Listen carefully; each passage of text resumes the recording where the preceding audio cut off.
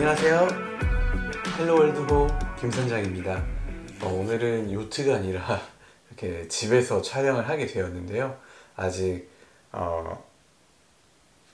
발이 완전히 낫지 않아서 이번 주에 주말에는 이제 배를 타러 가지 못했어요. 그래서 너무나 아쉬운 마음이 큰데 그래서 이번 주에는 이렇게 집에서 촬영을 하게 되었고요. 이제 매주 배를 타러 나가니까 뭐 이런 것들을 찍을 시간이 사실 좀 없었는데 뭘 설명할까 고민을 하다가 어떻게 하면 내가 원하는 요트를 딱 살 수 있을까. 저도 이거에 대한 질문에 어떤 답이 딱 있었으면 좋겠다 싶었는데 그러면서 제가 한 달, 두 달 정도를 제가 원하는 요트가 뭔지에 대해서 막 찾아봤어요. 여러분들은 그런 한 달, 두 달에 대한 시간을 드릴 필요가 없습니다. 2개월의 시간을 드릴 필요 없이 이 영상 하나만 보시면 바로 해결하실 수 있도록 제가 한번 찬찬히 준비를 해봤습니다. 자, 요트를 구입하면서 후회하지 않을 방법 5가지 중에 첫 번째인데요. 바로 요트를 사는 목적을 분명히 하는 겁니다. 이게 무슨 뜻이냐면은 요트도 목적이 여러 가지가 있어요. 일단 레이싱이 있을 수도 있고, 가족 간에 레저를 즐기기 위한 용도다. 아니면 가족도 아니다, 나는 혼자 즐기겠다. 그럴 수도 있고요. 아니면 친구들끼리 모여서 나는 한 번씩 친구들도 불러서 요트 위에서 정박했을 때 맥주 한 캔 하고 그런 거 원한다. 여러 가지 그런 목적이 있을 수 있겠죠. 여기서 지금 나오는 제가 이제 말씀드린 것 중에서 레이싱이냐, 레저냐 이렇게 크게 나눌 수가 있겠고, 그다음에 인원수, 혼자냐, 가족 간이냐, 친구를 초대할 거냐, 아니면 사업용이냐. 사업용이면은 요트 12명 정원을 풀로 채우겠죠. 이런 것들이 있는데, 일단은 제 경우에 대해서 설명을 먼저 드리는 게 이해하시기 좋을 것 같아요. 저는 일단은 요트를 일종의 캠핑처럼 생각을 했거든요. 그래서 요트를 타고 무조건 어디를 목표로 잡고 가야 된다기보다는 캠핑처럼 우리 그냥 캠핑 갈 때 캠핑 텐트를 살 때 난 이걸 100회를 꼭 텐트를 이렇게 피칭을 하겠어 이렇게 그렇게 안 하잖아요. 그냥 텐트 있으니까 이번 주말에 시간 나니까 한번 가볼까? 이런 가벼운 마음으로 가잖아요. 저는 요트도 약간 그런 식으로 생각을 했거든요. 저는 이제 캠핑을 날씨 좋을 때 가족들끼리 이렇게 간간히 가곤 하는데, 요트를 또 타러도 날씨 좋으니까 한번 가볼까? 가족들끼리 아니면 저 혼자 이렇게 갈 수 있는 요 정도로 저는 이제 생각을 했어요. 그리고 이제 그러다 보면은 안에 선실이 충분히 이제 어떤 거주할 수 있고 조리도 할 수 있고 화장실도 있어야 되고, 저는 이제 그 정도가 필요로 했거든요. 그래서 이제 이런 목적을 가지고 이제 배를 찾아보면은 제가 나중에 이제 요트를 잘못 살 일이 적어지는 거죠. 그래서 이런 식으로 저는 저만의 어떤 필요한 목적, 인원수는 몇 명이고 이런 것들을 한번 정리를 하고 생각을 해봤습니다. 자, 요트를 구입하고 후회하지 않을 방법 5가지 중에 두 번째는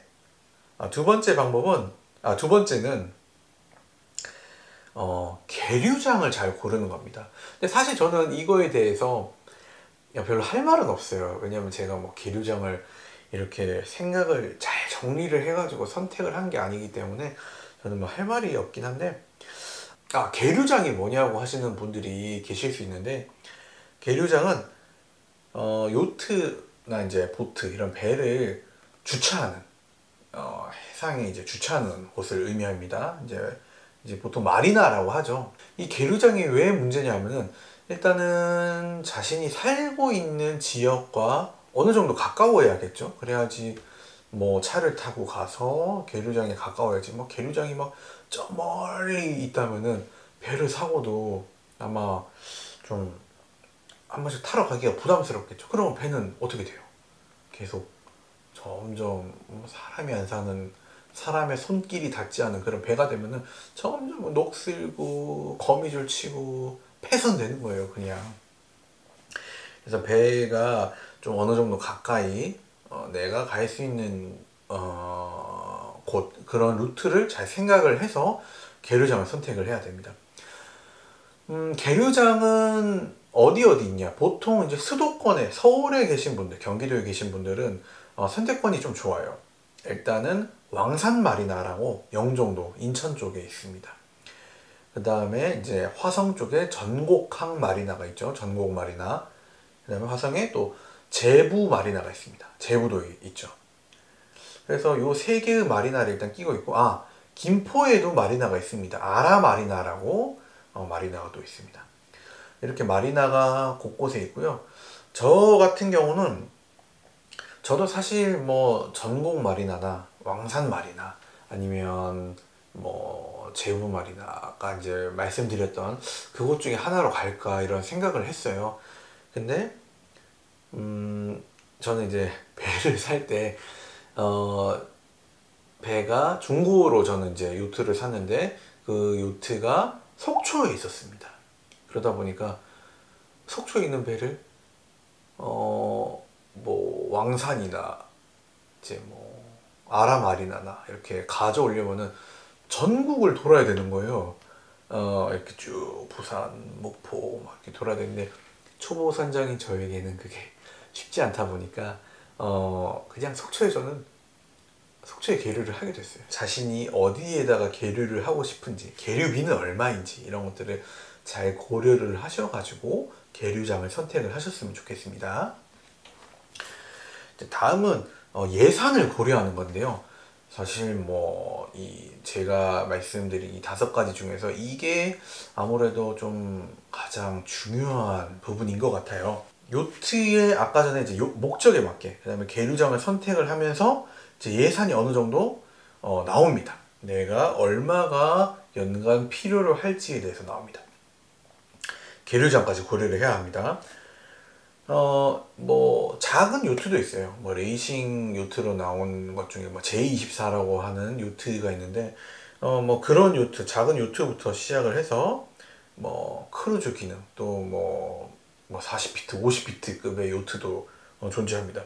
근데 물론 뭐 크면은 좋죠. 배가 커서 안에 들어가서 생활 공간이 넓어서 너무 좋다, 그것도 좋은데 이제 예산이 같이 고려가 돼야 돼요. 일단 배가 크면 클수록 당연한 소리지만 비용이 비쌉니다.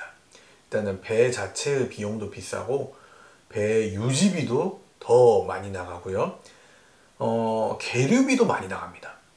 이 배를 계류할 때 이 가격 이제 책정하는 그 책정표를 보면은 피트 수가 늘어나면 늘어날수록 계류비가 비싸져요. 작은 배에 비해서 막 거의 뭐 한 1.5배, 2배 가까이 월 이제 지불하게 되기도 하거든요. 내가 가족들끼리 이렇게 요트를 세일링을 하겠다 하면은 가족 인원수에 맞게끔 그렇게 고려를 하면 되겠죠. 가족이 대가족이에요. 그럼 어떻게 해요? 조금 더 큰 배가 필요로 하겠죠. 아니면은 나는 뭐 그냥 혼자 가끔 뭐 가서 즐길 거야 이러면은 굳이 막 뭐 40피트 뭐 이렇게 큰 배가 필요로 하진 않겠죠. 그래서 거기에 맞게끔 배를 이제 이렇게 찾아보시는 게 필요하겠습니다. 그리고 이제 배에도 이제 브랜드가 있어요. 우리 차에도 무슨 독일 3사 또 뭐 그런 브랜드, 유명한 브랜드가 있잖아요. 그런 것처럼 배에도 어느 정도 뭐 중요한 브랜드가 있습니다. 제가 좀 찾아보니까 요트 시장에서는 프랑스가 굉장히 좀 프랑스 브랜드가 좀 인지도가 있더라고요. 그래서 저는 프랑스가 어떻게 이렇게 요트 쪽에서 이렇게 어떤 산업이 크게 됐을까 이런 걸 또 좀 찾아봤는데 프랑스가 굉장한 해양 국가더라고요. 이거는 뭐 나중에 또 뭐 설명드릴 일이 있을지 모르겠는데, 그래서 그런지 프랑스의 베네토하고 자뉴, 그 다음에 뭐 하나 더 있었는데, 아무튼 유명한 브랜드들이 있어요. 그래서 이런 브랜드가 있고, 뭐 또 바바리아, 이건 독일 건가? 아무튼 뭐 바바리아라는 브랜드도 있고, 미국의 또 헌터라는 브랜드도 있고, 제가 이제 뭐 몇 개 이렇게 찾아본 게 있어요. 물론 뭐 제가 뭐 다 아는 거 아니에요. 저도 뭐 배를 많이 본 건 아니니까. 그래서 브랜드들이 있다. 이런 것도 이제 보시면 되겠고요. 브랜드가 있는 배를 사면 좋은 점이, 뭐 이름이 있어서 좋다기보다, 그 뭐 베네토다. 그럼 베네토에 배를 운영하잖아요. 그러면은 막 부품이 없어져요. 아니 부품이 막 이렇게 뭐 녹이 슬거나 더 이상 사용을 못하거나 이런 경우가 있으면은 그걸 교체를 해줘야 되잖아요. 근데 어 만약에 조금 뭐 브랜드가 아닌 배라고 뭐 그게 해결책이 없는 건 아닌데, 저는 초보니까 뭐 저 같은 경우는 저는 헌터에서 나온 이제 배를 샀는데, 뒤에 보니까 디젤 그 마개 기름 넣고 그 마개가 없는 거예요. 그래서 이걸 어떻게 할지 찾아봤는데, 이제 헌터 오너 사이트에 들어가니까 거기서 스토어에서 다 팔고 있더라고요. 그래서 그거를 이제 해외에서 주문을 해가지고 그걸 받았어요. 그러니까 똑같은 부품이 있는 거죠. 이런 식으로 이제 브랜드 있는 제품은 거기에 해당되는 부품들을 파는 곳이 있습니다. 그런 스토어가 있어요. 그래서 그거를 이용하기 좀 좋다. 그래서 초보자분들이 좀 더 그런 면에서 좀 편의성이 있지 않나 싶습니다. 새 걸로 요트를 사느냐, 중고로 요트를 사느냐, 또 이것도 저는 중요한 어떤 포인트라고 생각을 하고 있습니다. 일단 새 거를 산다 하면은 이 요트 업체에 주문을 해서, 보통 배가 우리나라에는 없거든요. 요트는 우리나라에서는 뭐 생산을 하지 않습니다. 제가 본 곳 중에서 카타마란을 제작하는 곳은 봤는데, 요트를 제작하고 유명한 곳은 제가 못 봤어요. 네, 거기 좀 아쉬운데, 아무튼 요트를 주문한다면 해외에서 이제 주문을 해서 배가 이곳까지 오는데도 또 수개월이 걸리겠죠. 그래서 그런 시간들을 좀 고려를 해서 새 거를 사야 됩니다. 물론 새 거는 또 비싸겠죠. 그런 점도 감안을 하시고요. 참고로 배를 살 때 3억, 배의 가격이 3억 원이 넘어가면은 중과세가 됩니다. 그래서 뭐 과세할 때 뭐 몇 프로 더 나온다는 거, 그런 거 좀 한번 찾아보시고, 되도록 뭐 새 거든 중고든 3억 미만으로 이렇게 사면은 그걸 좀 피할 수 있을 것 같아요. 새 거를 사면은 뭐 문제는 없어요. 근데 이제 중고 요트를 산다고 하면은 여러 가지 이제 또 고려해야 할 부분이 있죠. 일단은 중고 요트를 산다면은 새 것보다야 물론 뭐 짧게 걸리지만, 새 거를 사는 것만큼 시간이 또 걸릴 수도 있습니다. 왜냐하면은 우리나라에는 요트 매물이 많지가 않아요. 이게 참 문제인데, 주로 이제 우리나라에 있는 요트는 일본에 있는 요트를 수입을 해온 경우가 대부분입니다. 그래서 우리나라에 있는 요트가 일본에 있는 거를 수입을 해와다가 파는 거죠. 그래서 그런 경우가 많고, 근데 우리나라가 이제 지금 마리나는 조금씩 이제 늘어나고 있어요. 계속 이제 거점 마리나를 늘리고 있는 중인데, 요트는 사실 많진 않아요. 그러다 보면 요트 수요가 있는데 자꾸 이제 공급은 부족한 그런 상황이니까, 여기에 이제 또 김프가 붙습니다. 혹시 김프 뭔지 아시나요? 그 이제 코인에서 사용하는 용어인데, 요즘 이제 보면 뭐 김치 프리미엄 뭐 그런 용어가 있거든요. 뭐 이 용어가 뭐 적합한지 아닌지는 일단 떠나서 이 김프가 붙어요. 한국 시장에는. 요트가 일본 배, 아니면 뭐 유럽, 미국에서 이제 배가 이렇게 오면은 한국까지 딜리버리를 하는 비용이 있잖아요. 그러니까 택배비가 더 붙는다고 생각하면 됩니다. 근데 이 택배비가 1마일당 이제 보통 10,000원 이렇게 받으시더라고요. 제가 찾아봤을 때는, 물론 뭐 다를 수도 있습니다. 근데 이제 1마일당 10,000원 이렇게 받는데, 그러면 뭐 적게는 뭐 한 뭐 500만 원, 뭐 1000만 원, 뭐 이런 식으로 이 딜리버리 비용이 붙는 거예요. 그래서 국내에 있는 요트는 이제 약간 그런 비용을 포함해서 받는 경우가 좀 있다라고 생각을 하시면 됩니다. 요트 가격은 그러면 어떻게 찾아보냐? 이게 중요하죠. 일단은 제가 지금 기억이 안 나는데 그 유명한 요트 사이트들이 좀 있어요. 미국인가? 요트 사이트하고 일본하고. 그래서 그런 요트 중고 사이트에 들어가셔가지고 내가 원하는 요트의 가격 이제 찾아봐야 돼요. 뭐 베네토다. 그럼 베네토를 어떤 내 피트 원하는 피트 수를 찾아보면은 미국에서의 가격이 나와요. 일본에서 가격이 나옵니다. 그러면 그 비용에서 제가 아까 말씀드린 딜리버리 비용이 포함됐을 때 그 가격이 있겠죠. 그럼 대충 이 가격이 좀 어느 정도 맞는 가격이에요. 하지만 매물이 없는 경우는 또 여기서 가격이 뭐 또 천차만별로 뭐 이렇게 달라지곤 합니다. 그래서 요트 가격은 그런 식으로 이제 찾아보게 되고요. 대략적인 요트 가격을 제가 이제 구체적으로 말씀을 드리면은 제가 찾아보니까 이걸 어떻게 설명드리면 좋을까 하다가 요즘 이제 그 캠핑카나 카라반 되게 유행을 하잖아요. 그래서 캠핑카, 카라반 타는 분들이 많으시더라고요. 대략적으로 카라반 뭐 이런 거랑 좀 비슷하다고 보시면 돼요. 거기에 뭐 한 곱하기 2 정도. 예. 그래서 그 정도 하면은 대략 가격이 이렇게 맞구나. 근데 또 조금 높은 가격대로 가면은 또 갑자기 급 가격이 이렇게 요트는 가격이 올라갑니다. 그래서 가격은 한 카라반의 한 2배 정도, 뭐 요 캠핑카의 한 2배 정도 되는구나 라고 생각을 하시면 될 것 같습니다. 마지막으로 이제 5번째인데요. 요트를 이제 살펴보는 거예요. 찾아보는 겁니다.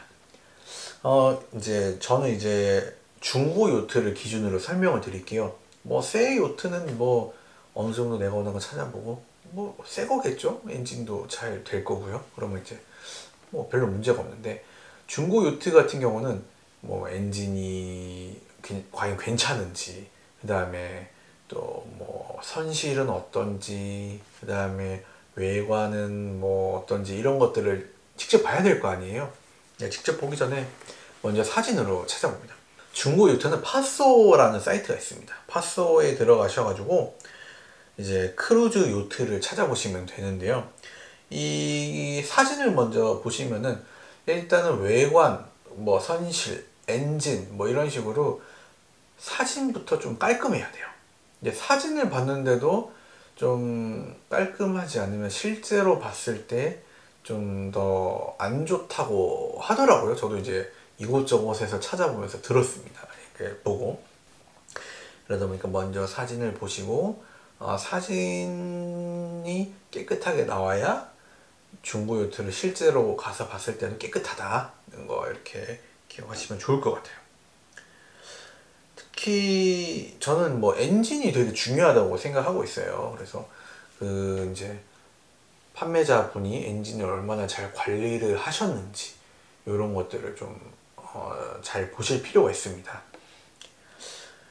그래서 이제 마음에 드는 요트 매물이 생겼으면은 이제 판매자와 연락을 하셔가지고 직접 이제 가셔서 요트 시운전 하는 거 한번 타셔가지고 한번 직접 이렇게 한 바퀴 이렇게 돌아보시고 엔진 상태는 어떤지, 뭐 이렇게 엔진이 뭐가 새거나 뭐 그런 거 있는 거 아닌지, 냄새는 어떤지 되게 중요해요. 그리고 이제 외관, 인테리어는 어느 정도인지.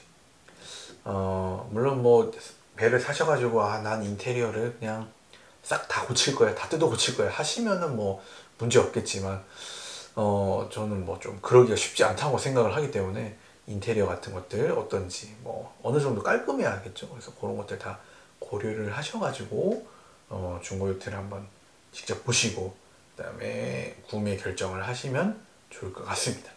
제가 이렇게 이제 5가지 요트를 구입하면서 후회하지 않을 방법 5가지에 대해서 설명을 드렸는데요. 물론 뭐 약간 좀 너무 막 구체적이지 않고 5가지에 대해서 좀 요약해서 어느 정도 설명을 드렸어요. 이거 하나만으로도 말씀드릴 게 많은데, 일단 이 5가지 가이드라인을 잡고 요트 구매를 진행을 하시다 보면은 어느 정도 좀 여러분들이 원하는 요트가 뭔지 이런 것들에 대해서 좀 풀릴 거라고 저는 생각을 합니다. 그래서 여러분이 원하시는 요트를 잘 고르시고 잘 찾으셔가지고 멋지고 재미있는 세일링을 하셨으면 좋겠습니다. 그러면 또 다음 시간에 또 뵙겠습니다. 고맙습니다.